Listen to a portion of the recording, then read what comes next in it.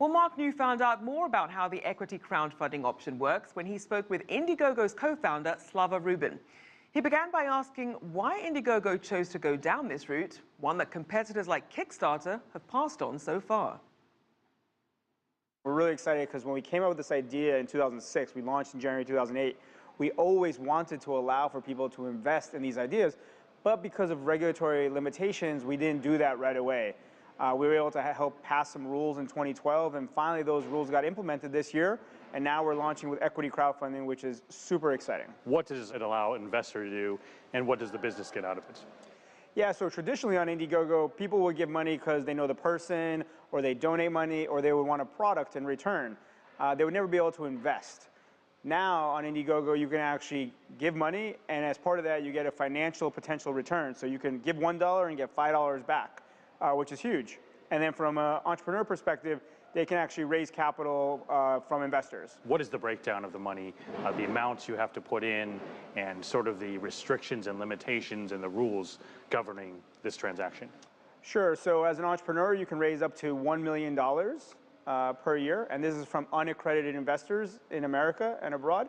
So this is people that have any salary. It used to be that you had to be an accredited investor, so you had to be rich, over $250,000 of salary or over $1 million of net worth. Now on the investor side, again, only 2% of Americans are actually considered accredited. So 98% of Americans haven't been able to invest in these ideas. Now, because of Indiegogo launching equity crowdfunding, anybody in America can invest. Depending on your salary, you can do up to $2,000 or potentially even up to $10,000 of investment per year. What type of business would choose to do this? Well, I'm somebody that wants to list my project or my business. What am I weighing in my mind?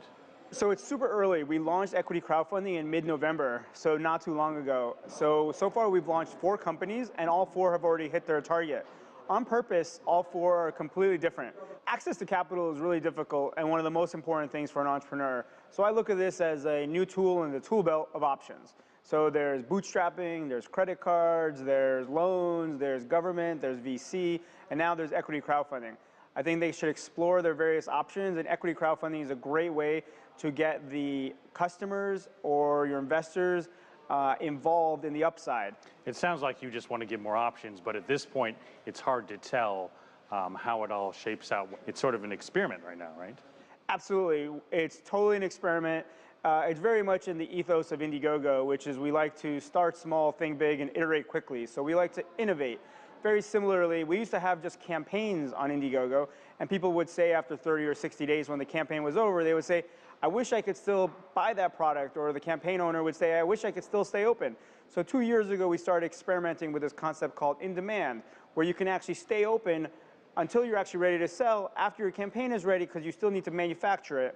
And in demand started as a small experiment. We listened to the customers, we improved the product, and now it's a major pillar of the growth of Indiegogo's core business. Similarly, we're a few weeks into equity, we're experimenting, we're learning from the data from the customers, and we'll look to improve it and grow it. You have to have a lot more rules in place since more money is being exchanged. It's less about more money or less money, it's about that this is now a regulated space. So absolutely, because it's a regulated space, we need to make sure everything is on the up and up in terms of integrity, compliance, all the right protocols, and we made sure to be able to have incredible experience behind us as part of a partnership with microventures, so we're able to get all the right regulatory in place, the right diligence, and making sure we're treating the customers the best way possible. How would you say this compares to your main rival, Kickstarter, who is considered the biggest, at least in America? Well, I'm not really sure in terms of them, what they're doing day to day, but I know that for Indiegogo, we're focused on equity and innovation. I think they're sticking to their knitting in terms of their core stuff around creators and creative projects. We really are trying to empower the entrepreneurs, bring them from idea all the way through the life cycle, through partnerships, helping them with manufacturing, with shipping and other ideas, all the way to the end here where they're selling and potentially raising equity investment. So we're really helping the entrepreneurs from beginning through the end, all the way through the life cycle. And for the crowdfunding equity campaign, so far we just have 4. Are there a lot in the pipeline that are going to try this? Yeah, we have many companies in the pipeline. As soon as we launched, we right away got hundreds of inquiries of people wanting to be posted. We're now going through the diligence process and identifying when the next batch of companies will be posted. Now, looking forward, what are some predictions for how the crowdfunding landscape will evolve? Yeah, I mean, crowdfunding is still quite early. I think, by the end of the decade, we'll see that maybe even crowdfunding, the word, might not even be used. It'll just be layered into the fabric of how funding gets done. I think a few years from now, equity will be quite normal. You're seeing a lot of enterprises, large Fortune 500 companies get involved as well.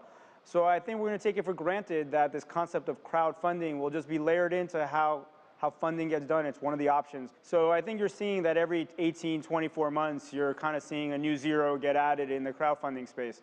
So you'll probably see a $100 million campaign, in the next couple of years. And then, $1 billion is just a short time after that.